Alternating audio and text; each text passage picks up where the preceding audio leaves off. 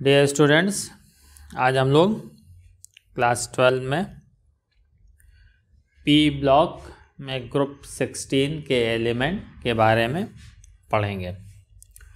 तो ग्रुप 16 में जो है ऑक्सीजन, सल्फर, सेलेनियम, टेलुरियम और पोलोनियम, ये 5 एलिमेंट हैं। इनके एटॉमिक नंबर 8, 16, 34, 52 और 84, ये इनके एटॉमिक नंबर हैं। इनको जो है कलेक्टिवली संयुक्त रूप से कैल्कोजन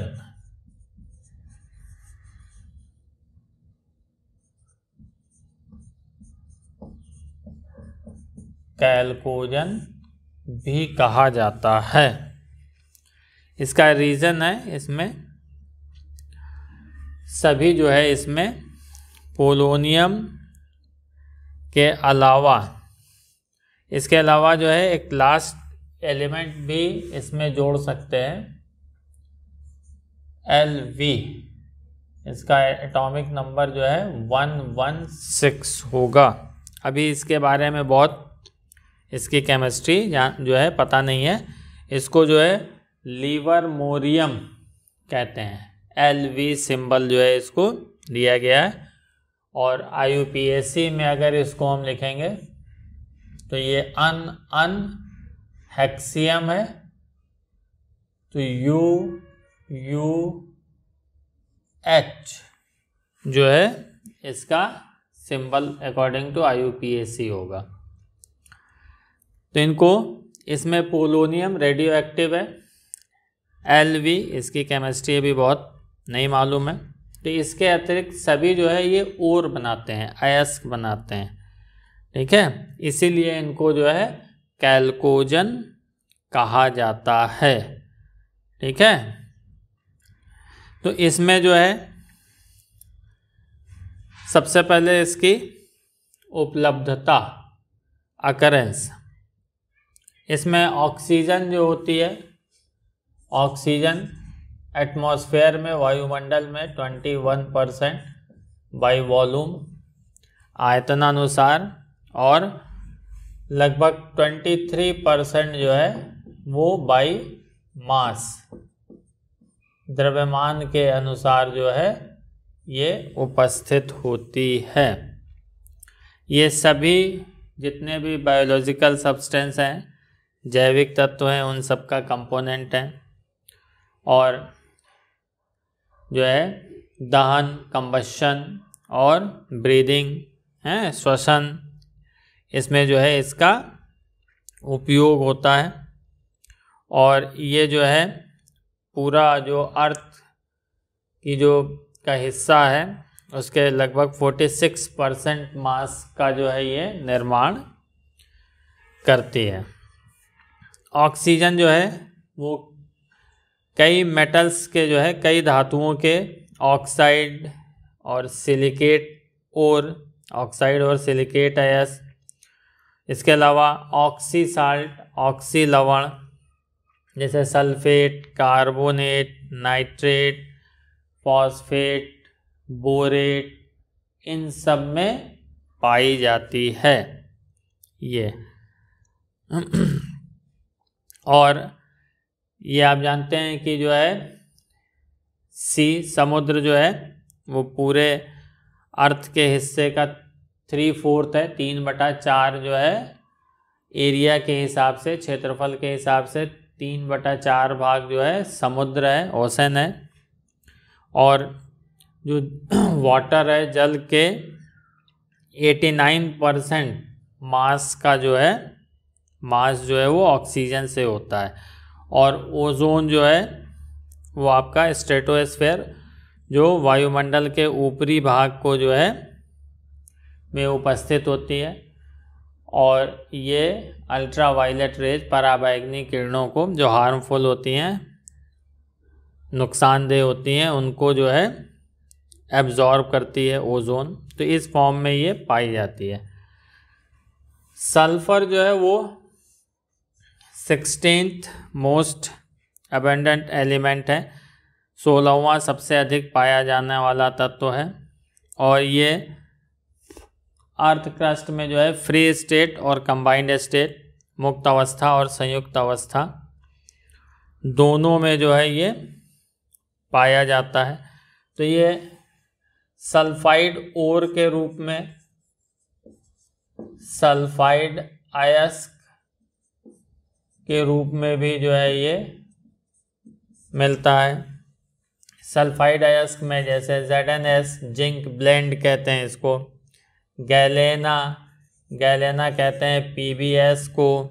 इसके अलावा सिनेबार ये मरकरी का अयस्क है, और है कॉपर पायराइट CuFeS2 ये कॉपर का और है। इसके अलावा आयरन पायराइट FeS2। तो सल्फाइड अयस्कों के रूप में सल्फाइड ओर्स के फॉर्म में भी जो है ये पाया जाता है। इसके अलावा सल्फेट और सल्फेट अयस्क के रूप में जो है ये, जैसे जिप्सम CaSO4.2H2O इसको जिप्सम कहते हैं।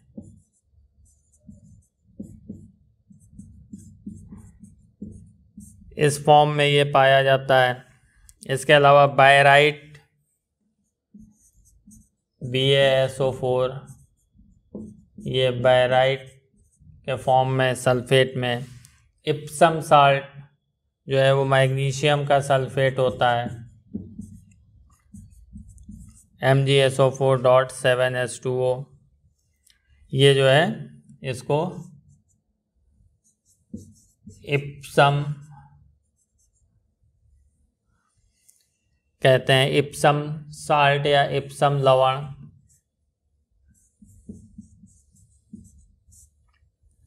इसके अलावा जो है स्ट्रांशियम सल्फेट SrSO4 इसको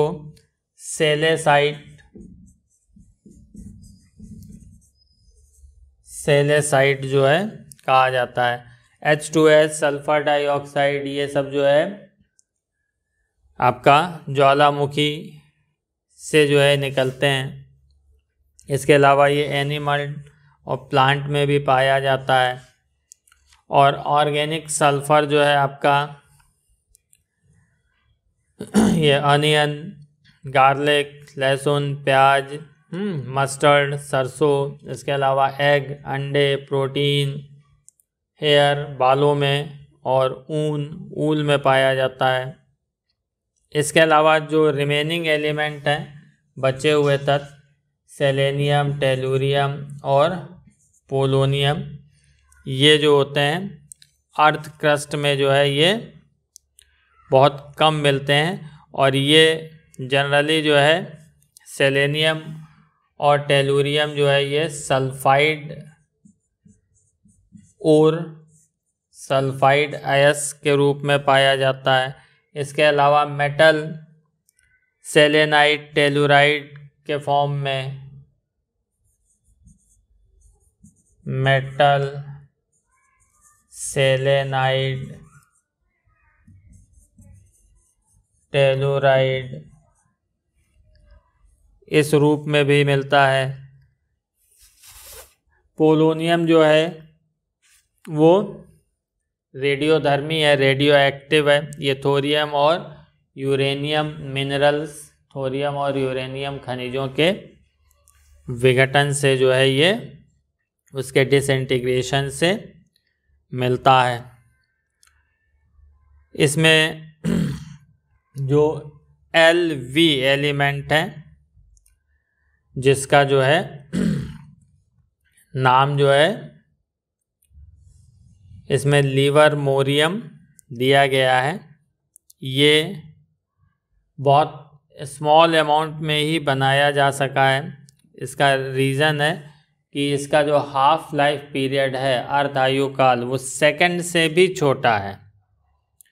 इसके कारण जो है इसका जो है इसकी स्टडी जो है वो नहीं हो पाई है।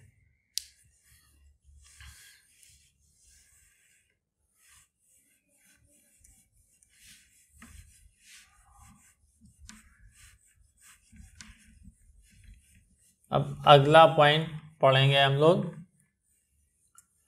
इलेक्ट्रॉनिक कॉन्फ़िगरेशन, इलेक्ट्रॉनिक विन्यास।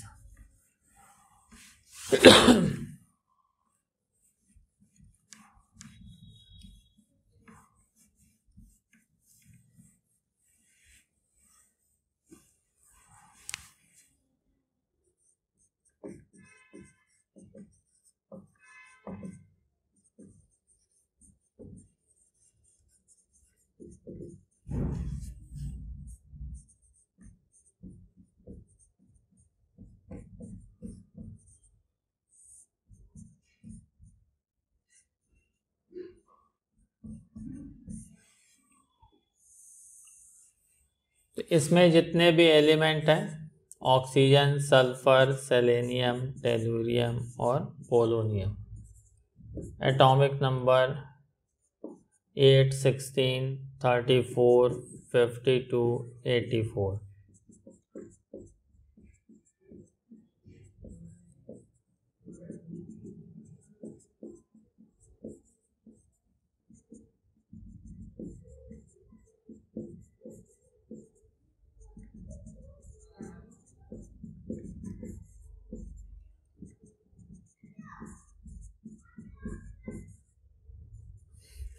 इसी को जो है हम दूसरे तरह से भी लिख सकते हैं, He2S2 2p4। इसमें नियॉन का 10 होता है, 2s2 2p4। आर्गन का 8, इसमें जो होता है वो 18 होता है। तो इसमें 10 आपके डी ब्लॉक एलिमेंट भी आ जाएंगे।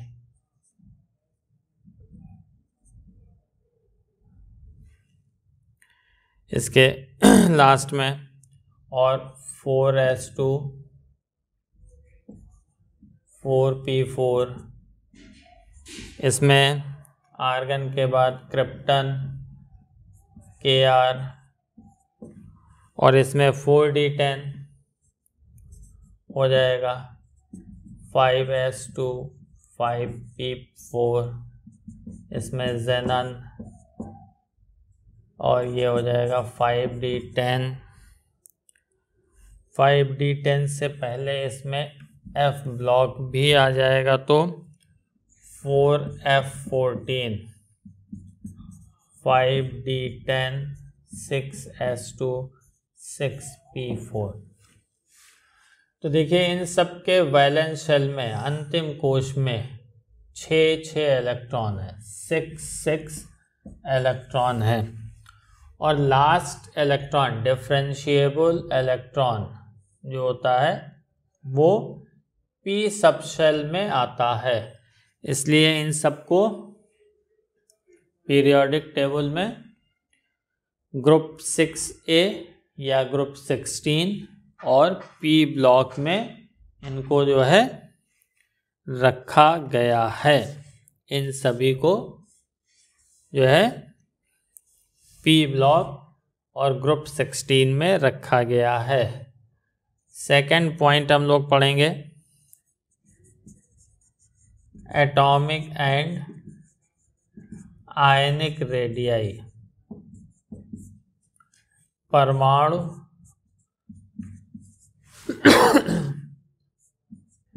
तथा आयनिक त्रिज्या।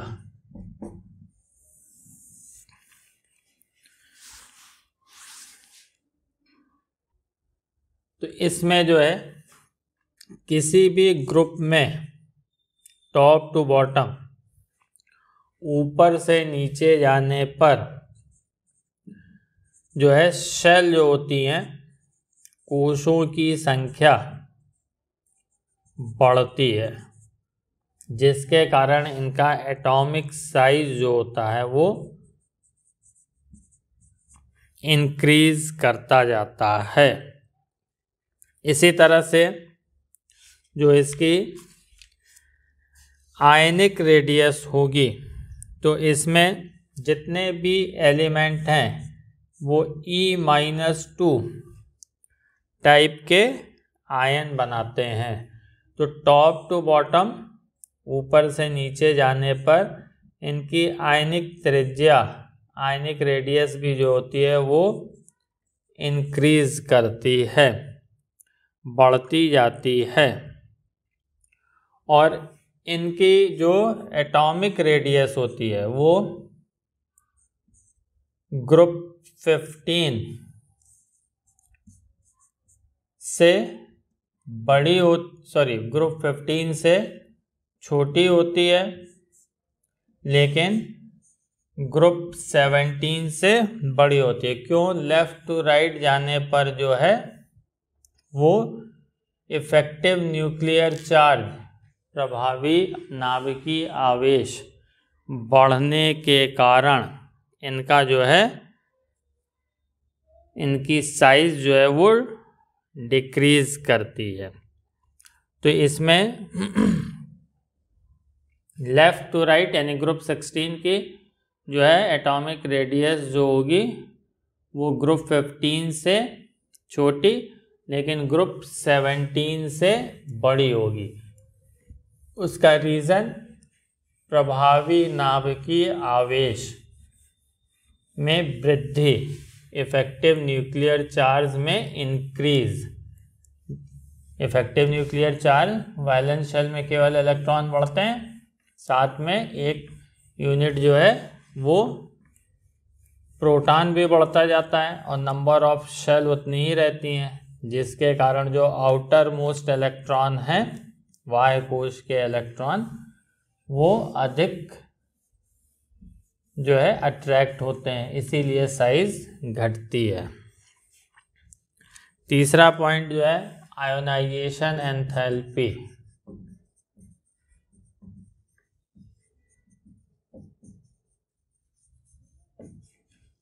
आयनन एंथैल्पी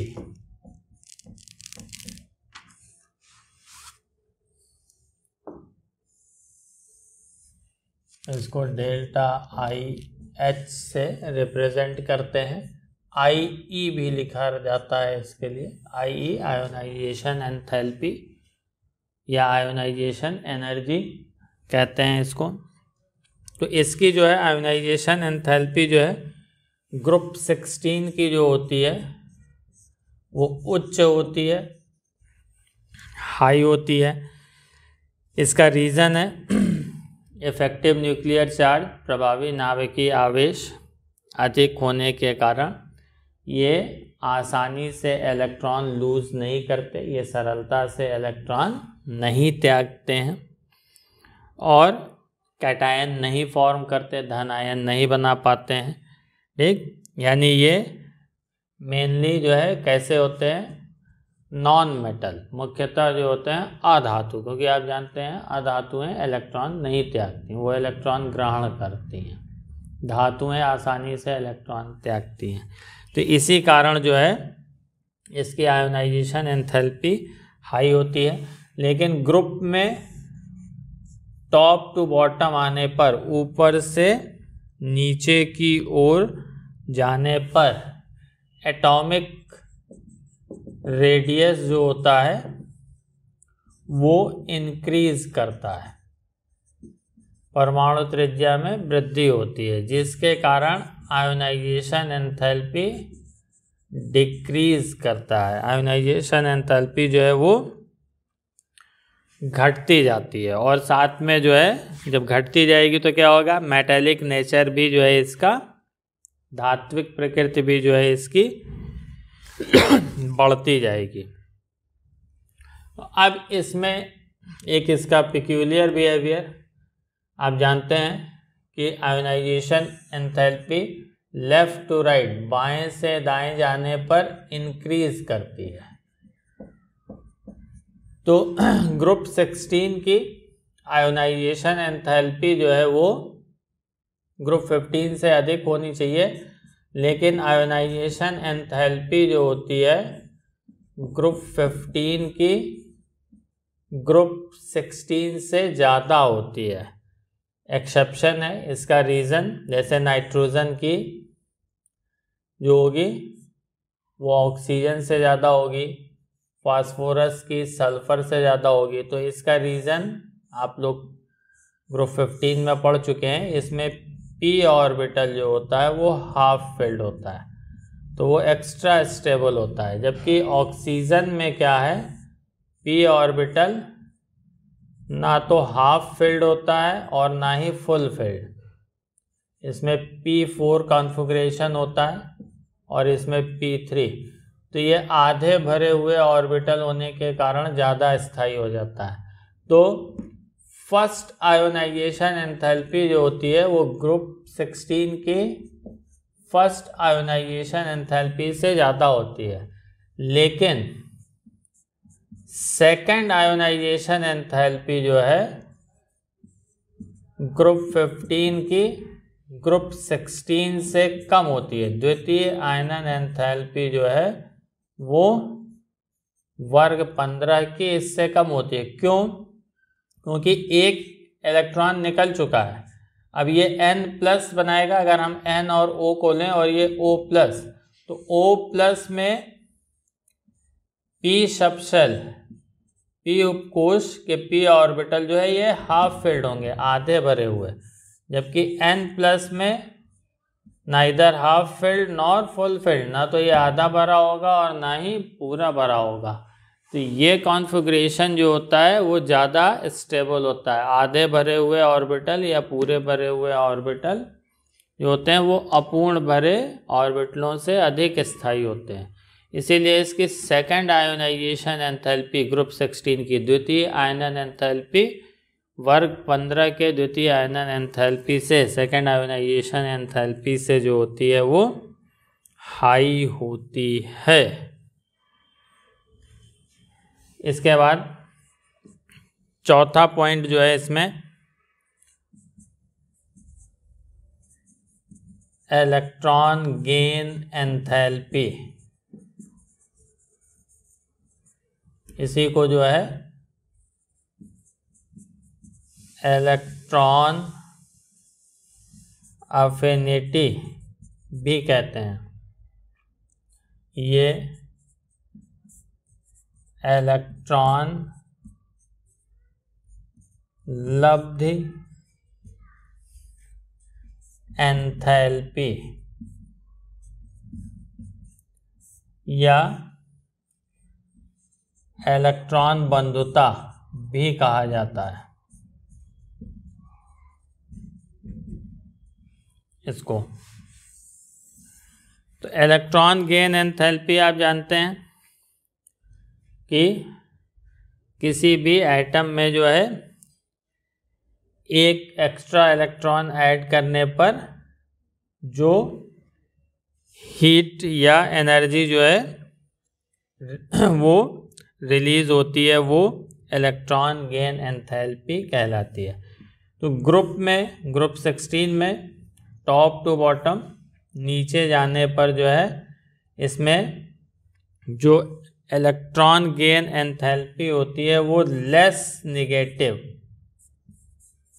कम ऋणात्मक होती जाती है। आप जानते हैं कि जब ऊर्जा का उत्सर्जन होता है, हीट इवॉल्व होती है, तो क्या होता है, एक्सोथर्मिक, ऊष्माक्षेपी, और उसको हम निगेटिव साइन से प्रदर्शित करते हैं। तो ये लेस निगेटिव होती जाती है इलेक्ट्रॉन गेन एंथैल्पी। जैसे ऑक्सीजन के लिए जो है -141.4 किलो जूल होती है पर मोल, और सल्फर के लिए जो होगा, सल्फर के लिए जो है इसकी जो इलेक्ट्रॉन गेन एंथैल्पी होती है वो -200 किलो जूल। तो ये होना चाहिए लेस नेगेटिव, लेकिन यहाँ पर एक एक्सेप्शन है कि ऑक्सीजन और सल्फर में इसकी जो है लेस नेगेटिव होनी चाहिए, यानी -141 पॉइंट से कम होना चाहिए विद नेगेटिव साइन, लेकिन इसकी जो है ये इंक्रीज कर जाती है। तो इसका जो है रीज़न क्या है? Due to a small size, छोटे आकार के कारण, और डी ऑर्बिटल की एब्सेंस के कारण जो है इसका जो इलेक्ट्रॉन डेंसिटी है, इलेक्ट्रॉन घनत्व, छोटे आकार के कारण जो है जो आउटर मोस्ट शेल होगा इसमें वाय कोश, उसमें 6 इलेक्ट्रॉन होंगे। तो इसमें इलेक्ट्रॉन डेंसिटी ज़्यादा हो जाएगी। तो जब हम एक इलेक्ट्रॉन ऐड करेंगे तो जो इलेक्ट्रॉन जो इसमें ऐड हो रहा है, जुड़ रहा है, वो रिपल्शन फील करता है। इसी कारण जो है इसकी इलेक्ट्रॉन गेन एंथैल्पी जो होती है वो सल्फर से कम हो जाती है। इसकी इलेक्ट्रॉन लब्ध एंथैल्पी जो है वो कम हो जाती है। तो एक एक्सेप्शन है इसमें ग्रुप 16 में जो है इलेक्ट्रॉन गेन एंथैल्पी में,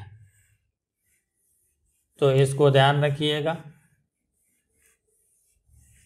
क्योंकि ये सब कारण बताओ वाले क्वेश्चन, रीजनिंग वाले क्वेश्चन में क्वेश्चन पूछे जा सकते हैं कि टॉप टू बॉटम जाने पर इलेक्ट्रॉन गेन एंथैल्पी जो है वो डिक्रीज करती है विद नेगेटिव साइन, वर्ग में ऊपर से नीचे जाने पर जो है इलेक्ट्रॉन लब्ध एंथैल्पी का मान ऋण चिन्ह के साथ जो है घटता जाता है, लेकिन सल्फर की जो है वो ऑक्सीजन से अधिक होती है। इसका कारण बताइए। तो इस तरह के क्वेश्चंस बनाए जाते हैं।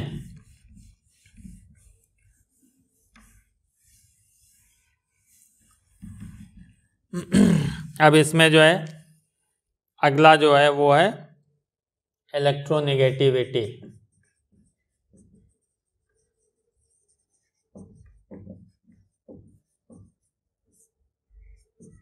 विद्युत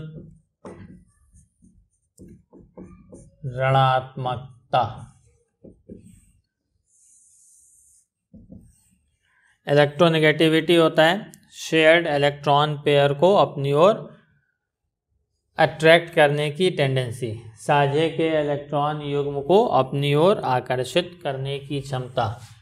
तो ग्रुप 16 में ऊपर से नीचे की ओर जाने पर, यानी ऑक्सीजन से पोलोनियम तक जाने पर जो है इलेक्ट्रोनेगेटिविटी डिक्रीज करती है, इसकी विद्युत ऋणात्मकता घटती है। इसका कारण इंक्रीज इन एटॉमिक साइज, इसका कारण जो है वो परमाणु आकार में वृद्धि है। तो इसमें सबसे अधिक जो है इलेक्ट्रोनेगेटिविटी ऑक्सीजन की होगी, then sulphur, then selenium, then tellurium, और सबसे लास्ट में पोलोनियम। और ऑक्सीजन की जैसे जो होती है वो 3.5 जो है ये पाउलिंग स्केल पे मानी जाती है। फ्लोरीन जो होता है वो सबसे ज़्यादा, उसकी 4 मानी जाती है, 4। और उसके बाद ये सेकंड मोस्ट इलेक्ट्रोनेगेटिव एलिमेंट है, जो है दूसरा सबसे अधिक विद्युत ऋणात्मक जो है तत्व है। तो इसकी इलेक्ट्रोनेगेटिविटी घटना जो है भी ये शो करता है कि ग्रुप में on moving down the group इसका मेटेलिक नेचर, वर्ग में ऊपर से नीचे जाने पर इसकी धात्विक प्रकृति घटती है। तो मेटेलिक नेचर आप कैसे आइडेंटिफाई करते हैं? इलेक्ट्रोनेगेटिविटी, विद्युत ऋणात्मकता घटती है। आयोनाइजेशन एंथैल्पी, आयनन एंथैल्पी जो है वो डिक्रीज करती जाती है। इसके साथ ही इलेक्ट्रॉन गेन एंथैल्पी, जो इलेक्ट्रॉन लब्ध एंथैल्पी या इलेक्ट्रॉन बंधुता, वो भी डिक्रीज करती जाएगी। डिक्रीज का मतलब हुआ कि जो हीट इवॉल्व हो रही है वो कम होती जाएगी, यानी लेस नेगेटिव साइन। तो ये सब उसके रीज़न होते हैं मेटेलिक नेचर शो करने के। तो जो है टॉप टू बॉटम जो है ये मेटेलिक नेचर शो करता है। धात्विक प्रकृति जो है वो बढ़ती जाती है और नॉन मेटेलिक अधात्विक घटती जाती है। तो इतनी चीज़ समझ में आई होगी आप लोगों को। Thanks for watching this video.